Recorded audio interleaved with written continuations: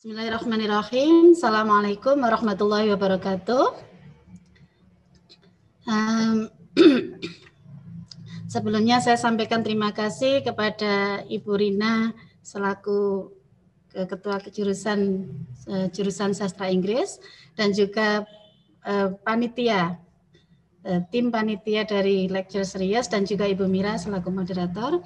Hari ini saya akan sedikit sharing, ngobrol santai saja ya tentang bukan presentasi secara yang purely akademik, tapi sekedar sharing, ngobrol santai tentang apa yang sedikit saya tahu gitu tentang cultural context in language learning. Tapi karena ini masih pagi dan kita sesuai karena ini interculture. Ini kita sudah perbedaan waktu dengan Bu Yeni. Bu Yeni ini sudah sangat lumayan malam jam 9 gitu. Semoga tadi siang Bu Yeni sudah tidur siang dengan cukup sehingga ini walaupun meskipun molor Bu Yeni masih punya energi untuk bisa ikut di lecture serius kita. Oke. Kalau di sini masih pagi Bu Yeni, masih jam 9, jadi saya ingin mengajak peserta untuk warming up dulu biar nggak kaku ya. Oke, kita warming up, kita bisa Bapak Ibu dan juga mahasiswa, saya tadi lupa, mohon maaf tidak menyapa Bapak Ibu dosen yang juga hadir di sini, bisa mengisi Mentimeters yang sudah saya sediakan di link chat. Monggo dibuka di situ. Bisa diisi dan saya akan memberikan waktu 5 menit saja. Atau kelamaan 2 menit saja ya.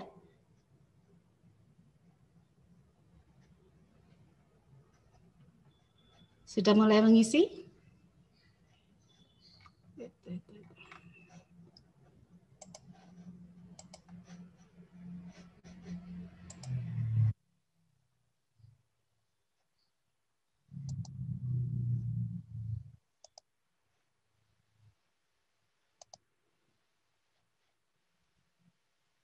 Apakah sudah diisi?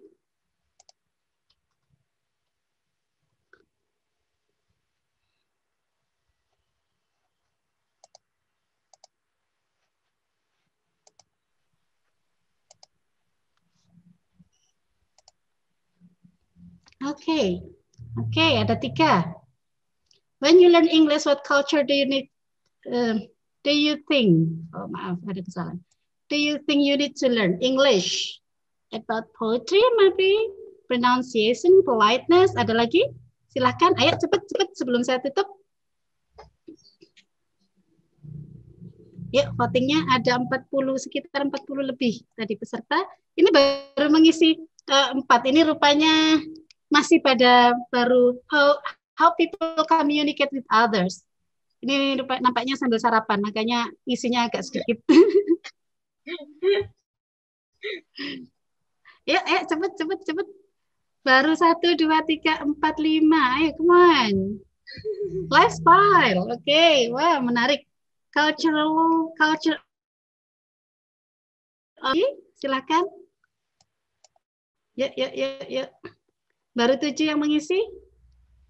Yang lain apakah sambil mandi dan sarapan? History, okay.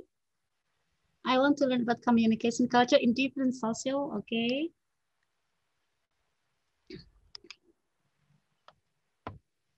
History, okay. Pertanyaannya, when you learn English, what culture do you think you need to learn? History, ada yang bilang English, social culture, meeting, and creating culture. Oke, berbeda-beda ya jawabannya. That's okay. Nggak ada salah dan benar. Saya hanya sekedar pengen tahu apa sih konsep budaya yang kita miliki sebenarnya dalam belajar bahasa. Gitu. Oke, don't worry, saya nggak akan memberikan skor apapun, nggak akan masuk ke KHS. Karena input nilai sudah ditutup. Oke. Ya, cepat, baru 12. Baru 12 peserta.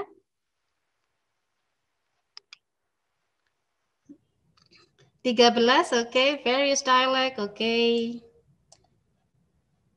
Oke. Mungkin yang sambil sarapan, sambil luangkan sedikit untuk mengisi. Oke. Maaf, saya batuk. Pertanyaan berikutnya. Nah, kalau tadi jawabannya lebih bebas, sekarang di slide berikutnya adalah sama pertanyaannya, tapi ini lebih terarah. Mau belajar culture yang mana? American or British culture? Ataukah other foreign culture? Ataukah my own culture and other foreign culture? Atau tidak perlu sama sekali belajar tentang budaya? Oke, 2, 1,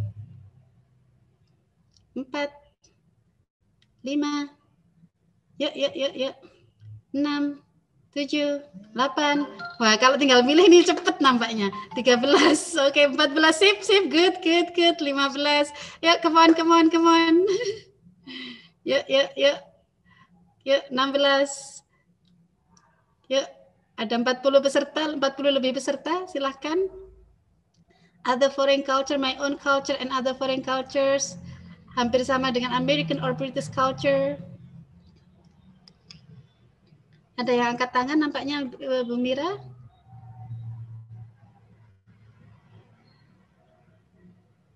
Mungkin boleh dipersilahkan.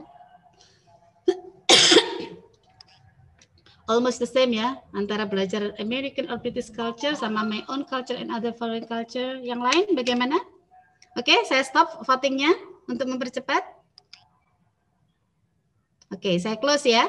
Oke, masih ada, silakan.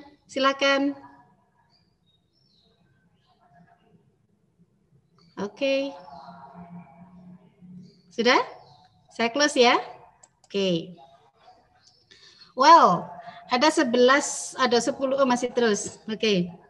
Ada 11 peserta yang menjawab American or British culture, ada yang menjawab other foreign culture, ada yang menjawab my own culture and other foreign culture. Oke, nanti ini ada kaitannya dengan presentasi saya hari ini. Well, saya tutup dulu votingnya dan saya akan beralih ke presentasi saya. Semoga warming up activity-nya cukup menghangatkan pagi ini ya. Karena di Malang sangat dingin. Oke. Jadi, nah kita mulai ya. Nah, sekarang sudah mulai panas. Nah, sekarang dipanasin lagi. Oke, jadi kita sudah sepakat bahwa kita hari ini hidup di tengah masyarakat global gitu. Dan hal ini juga didukung oleh adanya informasi, teknologi, dan komunikasi yang semakin canggih sehingga membuat dunia itu semakin tidak terbatas. Kita bisa berkomunikasi bukan hanya antar negara, tapi dari beberapa negara. Kita bisa berkomunikasi dengan orang India walaupun kita hanya duduk diam di depan HP kita gitu kan. Itu sudah cukup canggih sehingga komunikasi hari ini sangat tidak terbatas. Kita bisa berkomunikasi dengan siapapun asal kita bisa menguasai bahasanya. Dan I do not know what to say, apakah ini sayangnya ataukah ini untungnya gitu kan. Sayangnya bukan bahasa Indonesia yang sayangnya bukan bahasa Indonesia yang menjadi bahasa yang dijadikan sebagai bahasa komunikasi secara global tersebut. Bahasa Inggris itu yang dulunya menjadi bahasa internasional sekarang berubah fungsi, berubah posisi menjadi bahasa lingua franca atau menjadi bahasa komunikasi global gitu. Jadi bahasa Inggris sekarang digunakan untuk masyarakat global dengan dengan masyarakat yang memiliki latar belakang budaya yang berbeda. Oleh karenanya, pada hari ini pembelajaran bahasa Inggris bila tujuannya hanya untuk mencapai kompetensi komunikatif itu dianggap belum cukup. Hanya lancar dalam berbicara bahasa Inggris, bicara bahasa Inggrisnya bagus, penulisannya bagus, pronunciasinya bagus, bahkan hampir mirip dengan native speaker misalkan seperti itu. Nah ini masih untuk hari ini, dalam konteks hari ini itu dianggap tidak cukup. Nah, oleh karena itu dibutuhkan adanya another competence, dibutuhkan kompetensi tambahan yaitu intercultural competence. Ada yang bilang intercultural communicative competence, ada yang bilang intercultural competence. Sebenarnya sama aja, ada yang mendefinisikan dua hal tersebut berbeda, ada yang mendefinisikan dua hal tersebut sama. Yang sebenarnya sama, yaitu tujuannya pembelajar bahasa itu mempelajari interculture, ya, untuk agar supaya bisa berkomunikasi secara dengan pas dengan siapa mereka bicara, dengan orang mana mereka bicara, dan agar mereka bisa berbicara secara efektif. Gitu. Next, nah apa itu intercultural competence? Ini definisi yang cukup sederhana. Intercultural competence is the ability to interact appropriately and effectively. Jadi kemampuan untuk berinteraksi secara dengan sesuai dan efektif dengan orang yang berbeda, dengan orang yang memiliki latar belakang budaya yang berbeda. Dan secara umum itu kaitannya adalah intercultural competence itu kaitannya adalah dengan people knowledge of understanding other cultures. Jadi pengetahuan seseorang untuk memahami budaya lain, bukan hanya pengetahuan, tapi juga bagaimana mereka bersikap,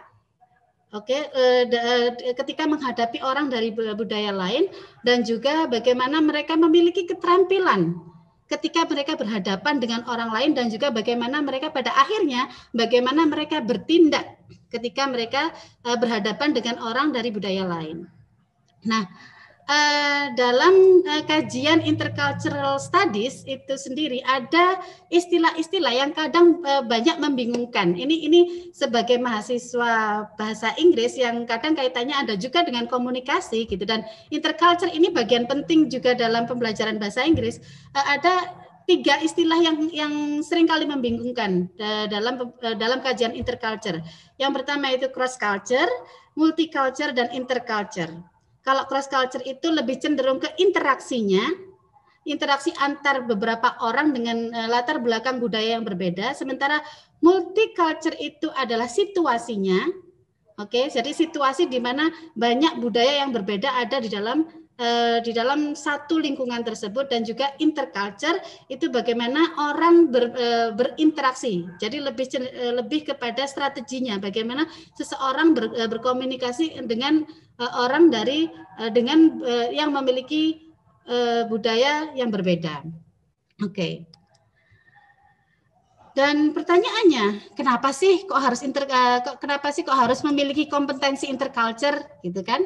Nah, karena kita hari ini mau tidak bisa dihindari, kita ini menjadi bagian dari masyarakat global.